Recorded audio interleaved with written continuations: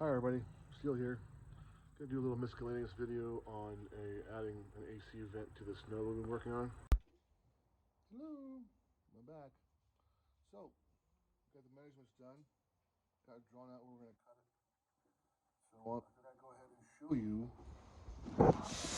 what the measurements are, so you can do it yourself. Pretty easy. So we don't.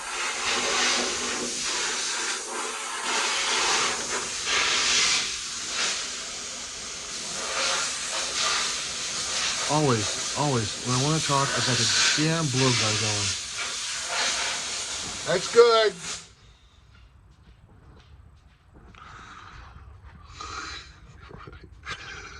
So anyway, in case you don't have the backer for the AC vent, I'm going to show you the measurements.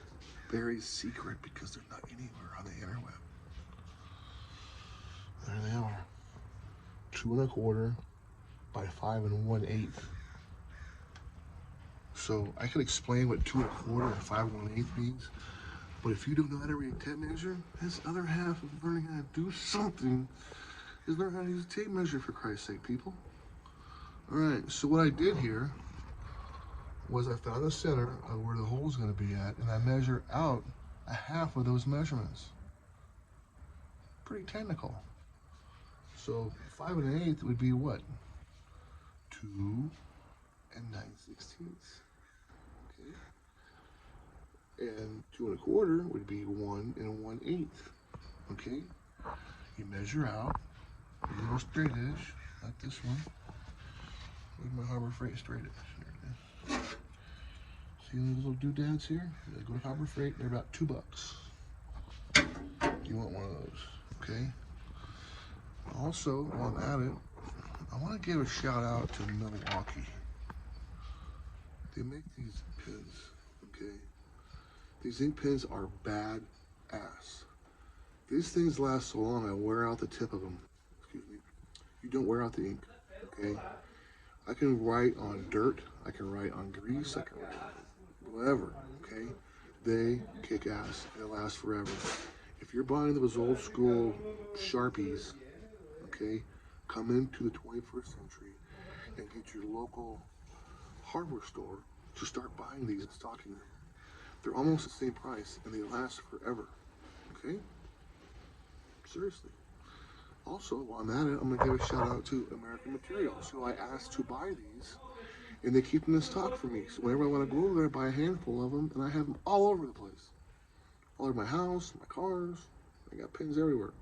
Okay? This is what you need. Milwaukee ink pens. They rock. Okay? So, I'm going to go ahead and I'm going to cut that. Okay? What we're going to do is, since this thing has rounded corners, we're going to drill the corners first, so we end up with still a round corner. You're never going to see it, but you know what? Let's try to do things clean, people. So I'm going to drill the holes in the corners, and then I'm going to cut into each one with a die grinder. I'm not going to show you me doing it because it's boring as hell. Okay? You should be able to do that on your own. I will show you the tools I used so you can do it yourself. Okay? I'll be back in a few minutes. Alright, so I was going to go ahead and drill it and cut it and not show you anything, but I figured I better show you something so you can get an idea of what's going on here. First of all, tools. The basic 2-in 1/8" bit I get from Harbor Freight. Quality tools. Step bit. I buy in bulk from Harbor Freight. DeWalt. Just because I use DeWalt, I don't know. I guess I like yellow. Anyhow. Yeah, I buy tools. Oh, wait a minute. We got the basic die grinder. Harbor Freight. So you can go to Snap-on and buy one for $200, or you can buy 6 of them from Harbor Freight for $35 a piece. At the end of the day, it's a lot better to have 6 of them when you have all kinds of different ends on them. You gotta change the end of it every single 5 minutes. You gotta change out your bit. Other thing we're using here is this premium cutting disc. This one is 1/32 of an inch. Yes, the thickness matters. Very important. If you're thicker, the more you're cutting. Besides, you're getting the metal hot, you're going to warp it out. That's piece you need. I start out with the biggest ones, these 4-inch turkeys. Okay? They're dangerous as hell. Yeah. This job is dangerous. You can get hurt. See me wear my eye protection? No, because I'm stupid. Okay? Actually, what I do is I grind away from myself so I don't get my eyes. It's happened. I've hurt myself before, but you know what? I'm just like that. But anyway, put your goggles on. We're going to start cutting. Here we go. You'll notice we're on the line. You want to lose that line. Okay? That's the way I measured it.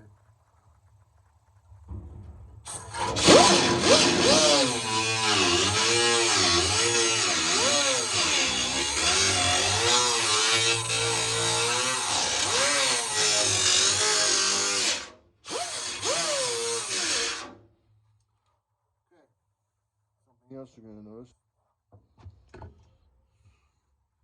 color's painted. It's done. Okay? I didn't realize we were going to cut these holes until the last minute. Stupid. Should have done a long time ago.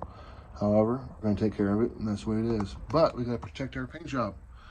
Collateral damage, people. Don't let it happen. You don't want to get sparks in your brand new paint job. So, I stole someone's shorts, laid them in the door jamb, so the sparks hit the pants or shorts before they hit the door jamb paint. Otherwise, you're going to have all kinds of sparks or metal embedded in the metal, and eventually it's going to rust and look like crap. Okay? So take some precautions. Think about what's going to go on. If you have glass in your car and you're cutting and you don't have it protected, you have ruined your glass. Okay? It's happened to me. I had an employee ruin all the glass in a Comet that belonged to my daughter, so I had to buy all new glass for it. So, it will piss you off if you get one little spark, and trust me, you can't get it off. You pick them out, get little black holes in your glass, plus little rust holes later on when it gets wet. Okay? So if you got glass in your car, cover it. Okay? If you got stuff inside the car you don't want to get screwed up, cover it. Think about what's going to happen. Think where your sparks are going to go. Okay? If you got some cloth down here or something behind the dash, yeah, you're going to start a fire. Okay? Think about it. Think about what you're doing. Think about all the things that are going on around you. Okay? Other people, dogs, other employees or friends, whatever. Don't hurt people, okay, because you didn't think things through when you're going to start using your power tools.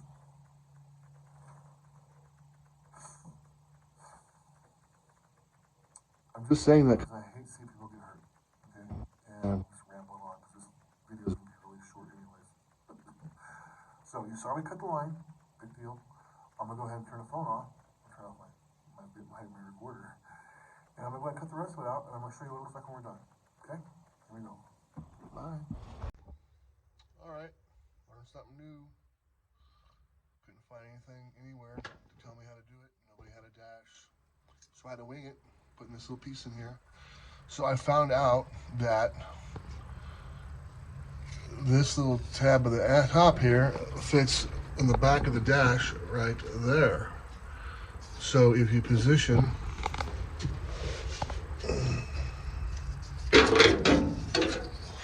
this piece in the hole,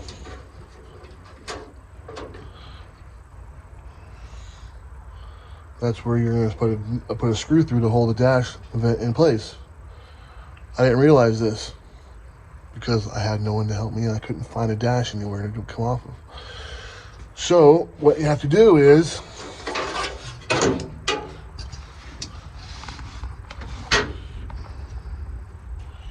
you need to measure up from the center of your opening of the glove box 1/4 inch. That's where your center line will be when you measure off of that. Okay? 5 and whatever it is, 1/8 up and 2 1/4 across. Okay? And this little dude fits in place just nice. Since I've already cut the hole, it's a little big. Not really big, it's in where it belongs. Oop, it's upside down. We're gonna have a little spacer in the top up here. Not gonna be the end of the world. No big difference. But that is where this fits at. That top hole there is your locator for this top angle piece. Okay? You probably have the J nut that fits on top of here. Put a screw through it and holds it in place. I'll put a couple washers on it, space it down. Oh well, it'll look fine. Okay? If you're a perfectionist and you want to weld the bottom of it up, or you want to weld it up, that's fine. I'm not doing it. Okay? I'm going to clean the edges off, dress everything up, and I'm going to paint the dash satin black like it should be. And this piece will fit in there fine later on when they're going to put the AC in it. But for you, it basically shows you how you do it. Okay? Okay? So this hole here fits up in here like this. I need to make a tab yet for the bottom right here. I'm going to weld in the back side of here. So this will snap into it and pull up here and screw in the top. So I'll do that little tab real quick so everyone can see that, and then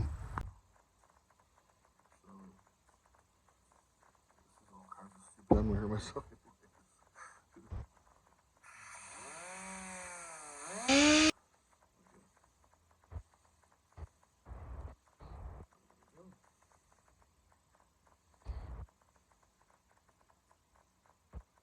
Look at that.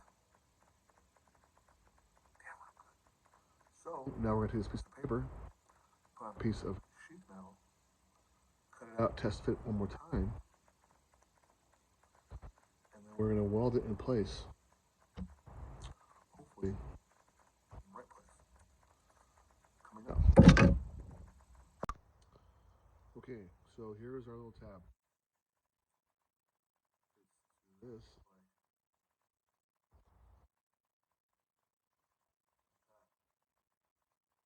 in the back of the dash. Position this, and I'm gonna put two tacks on it right here and here. And then it's in place. Put back off it. Back on again. That's how you make a tab. These little things like this.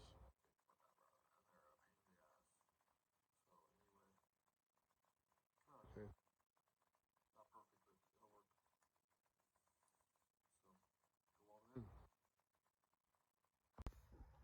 Alright. So here's our tab welded in place. Put like 6 little tacks on it. Now to grind it down, smooth it out a little bit. So we're basically done. So how it works is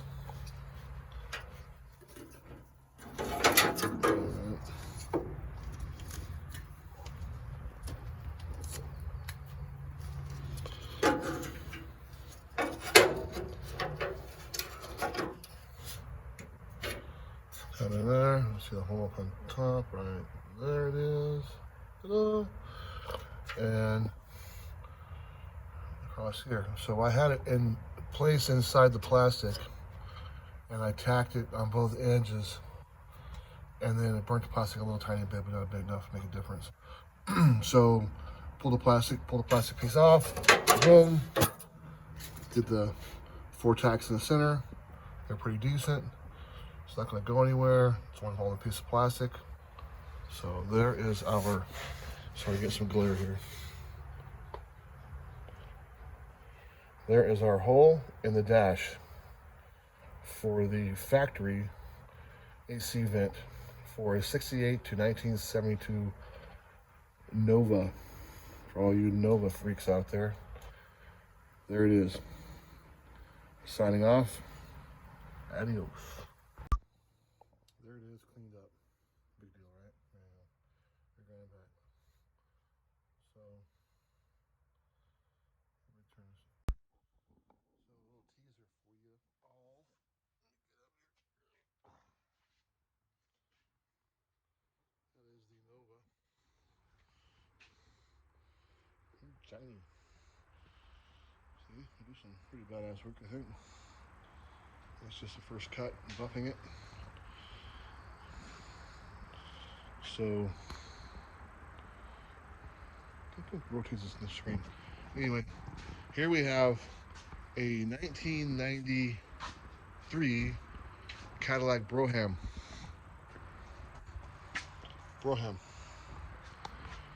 We are going to be cutting this body off, or unbolting the body off of the chassis in this instance, because it has a really good drivetrain, and we're going to put a 1947 Buick Super 8 on the chassis for this car. Car had like 80,000 miles on it, engine's like brand new, 350, turbo 400, has all the bells and whistles, everything we need to make the Buick a nice riding, driving car. So everyone says, why take all the stock stuff out of the Buick when it was such a great car and stay? Because it sucks. And who wants to mess around with, I don't know, what is it, 70-year-old stuff, 60-year-old stuff? I want new stuff or newer stuff. So this car, this chassis has everything that we need to make a car reliable, comfortable, um, safe. Okay, that's everything. 47 Buick is not a safe car. You need a 2-foot stop in that thing. Okay, this thing has everything. Power brakes. It'll be a great driving car for my buddy Jerry. So we're gonna start on that probably coming up this week. We're gonna be taking this turkey apart and getting it stripped down to the things we need to put that 47 Buick on this chassis. The frame has to be stretched out like 9 inches. It's gonna be 130 inches. This is like 121, I think. And we're gonna move the frame rails in so it'll accept the body of the other car, the 47 Buick. And it's gonna be a little bit of work, but not that big a deal. At the end of the day, like I said, it's a lot less work than having to graft in the front, build the back end out, because a Buick has, the rear suspension has, if you change the front, you gotta change the back. Or the engine at least, because it has a tube and drive shaft, and that's a no-no. So by changing the whole frame out in one fell swoop, it makes everything work together. So it'll have, whenever you need a part, you just go down to the dealer and say, I have a 1993 Cadillac Brougham, I need brakes for it. Boom, got them. Try doing that for 47 Buick. Ain't gonna happen.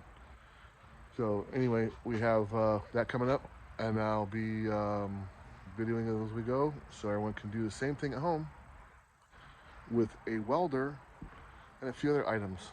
Okay, a lot of cool stuff coming up, so stay tuned. Adios.